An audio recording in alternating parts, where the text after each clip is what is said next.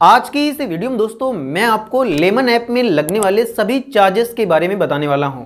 अगर आपका इसके अंदर डीमैट अकाउंट है तो आपको इसमें लगने वाले सभी चार्जेस के बारे में ज़रूर पता होना चाहिए। हालांकि मैं वीडियो की स्टार्टिंग में ही आपको बताना चाहूँगा कि लेमन ऐप में बहुत कम चार्ज लगता है, इसमें ना के बराबर बिल्कुल चार्ज लगता है, लेकिन जो भी लगता है वो आज की इस वीडियो में मैं आपको बता दूंगा। तो चलिए शुरू करते हैं। तो इसके लिए दोस्तों मैंने यहाँ पर अपना लेमन ऐप ओपन कर लिया है। आप यहाँ पर देख सकते हैं, यहाँ पर आपको कुछ इस प्रकार से ये ऐप देखने को मिलता है और इसमें आपको यहाँ पर मैं एक बार क्लिक करके दिखा देता हूँ कि मैंने इस ऐप से कितनी सारी इन्वेस्टमेंट की हुई है। और ये मैंने इसीलिए की है क्योंकि इस ऐप में चार्जेस बहुत ही कम लगते हैं। तो इस प्रकार से आपको यहाँ पर अपने मोबाइल में लेमन ऐप को ओपन कर लेना है। ओपन करने के बाद आप यहाँ अपनी प्रोफाइल पर क्लिक करेंगे। प्रोफाइल पर क्लिक करने के बाद आपको नीचे आना है और हेल्प एंड सपोर्ट पर क्लिक कर देना है। जैसे आप इस पर क्लिक करें उसके बाद आप नीचे आएंगे और यहाँ पर आपको रेट्स या चार्जेस का ऑप्शन मिल जाता है। और जैसे आप इस पर क्लिक करोगे तो आप यहाँ से इसमें लगने वाले सभी चार्जेस को देख सकते हो।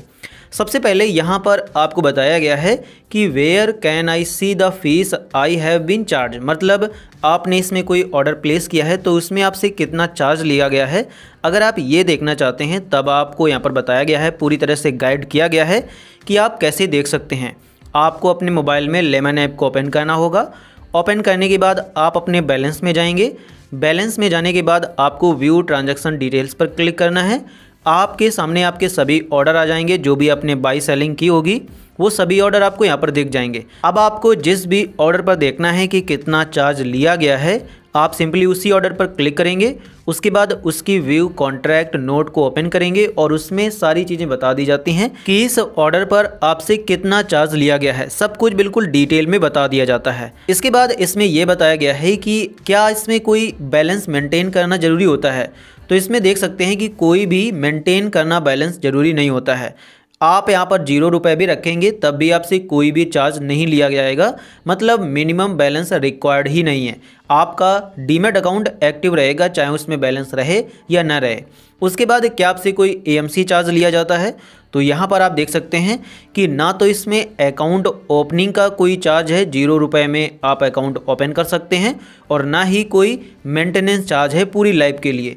आप जब तक इसको रखना चाहें रख सकते हैं, बैलेंस रखें चाहे ना रखें, कोई भी आपसे चार्ज नहीं लिया जाएगा। इसी जगह अगर आप किसी दूसरे ऐप के साथ ओपन करेंगे, जैसे ग्रो हो गया, एंजल वन हो गया, तो उसमें 300-400 रुपये हर साल एएमसी चार्ज लिया जाता है। इसके बाद अब आते हैं कि इसमें ब्रोकरेज वगैरह कितना लिया जाता है। तो आपको इस पर क्लिक करना होगा और यहाँ पर सारी डिटेल्स यहाँ पर आपको दे दी जाती है। जैसे सबसे पहले जान लेते हैं कि ब्रोकरेज कितना लिया जाता है। तो जब आप इंट्राडे या डिलीवरी में कोई भी ऑर्डर प्लेस करते हैं तो आपको अपने ऑर्डर पर मैक्सिमम 20 रुपये या उससे कम जो भी 0.05 में आएगा वो रुपया आपको पे करना होता है। और फ्यूचर एंड ऑप्शन में आपको पर ऑर्डर पर 20 रुपये देने होते हैं। लेकिन यहाँ पर मैं आपको बताना चाहूँगा कि आपको 1 साल के लिए इसमें भी ब्रोकरेज फ्री मिलता है। अगर आप वीडियो के डिस्क्रिप्शन में दी गई लिंक से इसमें अपना डीमैट अकाउंट ओपन करोगे तो आपको 1 साल तक ये ब्रोकरेज भी नहीं देना होगा। इसके बाद जैसे आप नीचे आओगे तो यहाँ पर आपको एक्सचेंज ट्रांजैक्शन चार्जेस देखने को मिल जाते हैं, जो कि सभी डीमैट अकाउंट्स में सेम रहते हैं। चाहे आप ग्रो में ओपन करें, एंजल वन में ओपन करें, सभी में ये एक्सचेंज ट्रांजैक्शन चार्ज सेम लिए जाते हैं। क्योंकि ये जो चार्जेस होते हैं ये एनएसई और बीएसई के द्वारा लिए जाते हैं, नेशनल स्टॉक एक्सचेंज और बॉम्बे स्टॉक एक्सचेंज, जो कि सभी में सेम रहते हैं। इसके बाद इन्वेस्टर प्रोटेक्शन फंड ट्रस्ट, ये आपसे क्या लिया जाता है, तो यहाँ पर आप देख सकते हैं कि 1 करोड़ रुपए पर फ्यूचर्स में यहाँ पर आपसे 50 रुपये लिए जाते हैं। और ऑप्शंस में 1 करोड़ अगर आपके रुपए हैं इसमें तब आपसे 50 रुपये लिए जाएंगे। तो ये मतलब आपको मान लेते हैं कि आपको देना ही नहीं पड़ेगा। इसके बाद सेबी टर्नओवर चार्जेस, ये भी सेम रहता है, 10 रुपया लिया जाता है पर करोड़ पर। इसके बाद यहाँ पर आ जाते हैं सिक्योरिटी ट्रांजैक्शन टैक्स। तो ये यहाँ पर आपसे लिया जाता है इक्विटी डिलीवरी पर 0.1% ऑन बाई एंड सेल, और ये भी गवर्नमेंट के द्वारा लिया जाता है। जो ब्रोकरेज होता है वो सिर्फ ऐप के द्वारा लिया जाता है। इसके बाद जो भी चार्जेस होते हैं वो अलग अलग संस्थाओं के द्वारा लिए जाते हैं, जैसे सेबी के द्वारा, बीएसई एनएसई के द्वारा, और यहाँ पर ये गवर्नमेंट के द्वारा।